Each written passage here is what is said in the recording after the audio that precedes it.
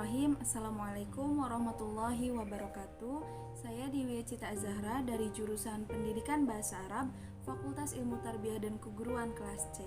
Di sini saya akan sedikit menjelaskan mata kuliah pengantar pembelajaran bahasa asing dengan tema yaitu terminologi bahasa.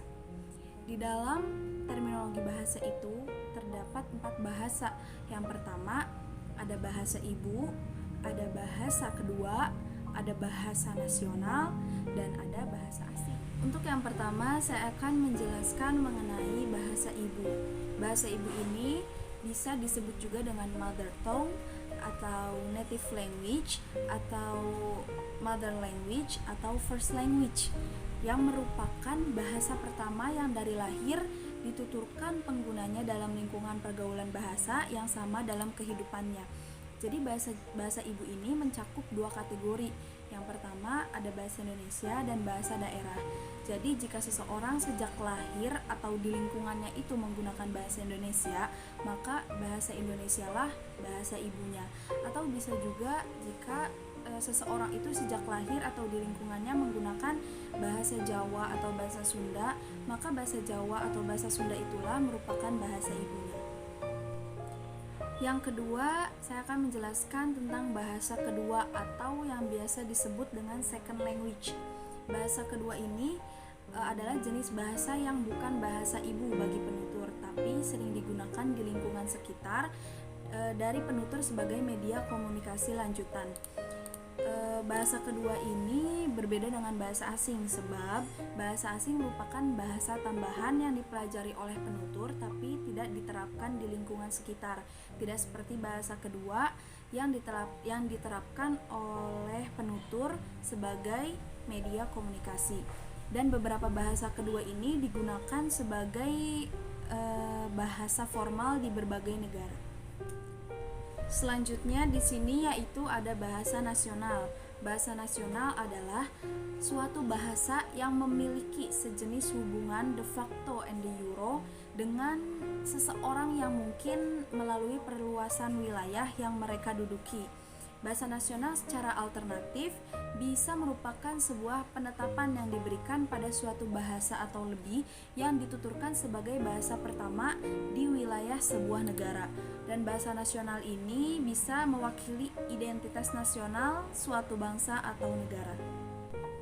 Selanjutnya di sini ada persamaan dan perbedaan dari keempat bahasa tersebut. Yang pertama untuk persamaannya, ini dalam kegunaannya bisa sebagai alat komunikasi bagi setiap orang. Dan untuk cara mempelajarinya bisa dengan memahami susunan-susunan kalimatnya terlebih dahulu, bisa meniru apa yang telah kita lihat atau kita dengar dan bisa dipraktekkan. Untuk perbedaannya dari 4 bahasa tersebut, yang pertama bahasa ibu yaitu adalah bahasa yang digunakan manusia sejak lahir, berbeda dengan bahasa kedua yang digunakan di lingkungan sekitar. Lalu di sini ada bahasa nasional yang merupakan bahasa resmi yang digunakan di wilayah sebuah negara dan bahasa asing yang merupakan bahasa yang tidak digunakan oleh masyarakat yang tinggal di daerah tersebut. Untuk pembahasan yang terakhir yaitu adalah posisi bahasa Arab di Indonesia.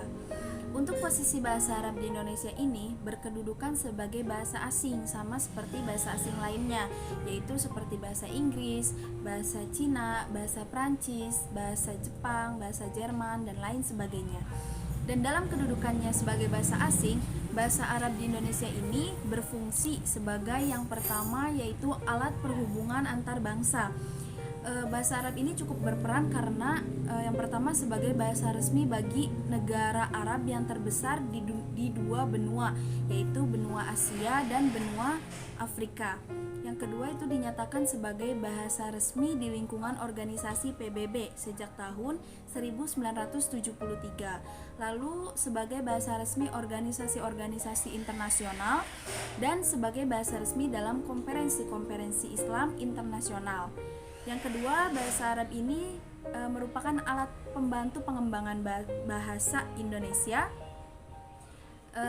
Setidaknya pertumbuhan perbendaharaan kata, terutama untuk istilah-istilah dalam peribadatan, filsafat, dan tasawuf. Lalu yang ketiga, sebagai alat pemanfaatan ilmu pengetahuan dan teknologi dalam rangka pembangunan bangsa, sekalipun peran ini sekarang boleh dikatakan tidak terlalu besar. Dengan mempelajari bahasa Arab, sedikit banyaknya akan berguna untuk memahami sejarah perkembangan peradaban dunia Islam pada khususnya dan peradaban dunia pada umumnya. Dan yang terakhir, bahasa Arab ini merupakan bahasa agama Islam. Dalam hal ini, bahasa Arab berfungsi sebagai alat untuk meningkatkan intensitas penghayatan dan pengalaman ajaran agama Islam dalam rangka pembinaan kepribadian luhur bangsa. Mungkin cukup sekian yang dapat saya sampaikan. Kurang dan lebihnya mohon maaf. Wabillahi taufiq walhidayah. Wassalamualaikum warahmatullahi wabarakatuh.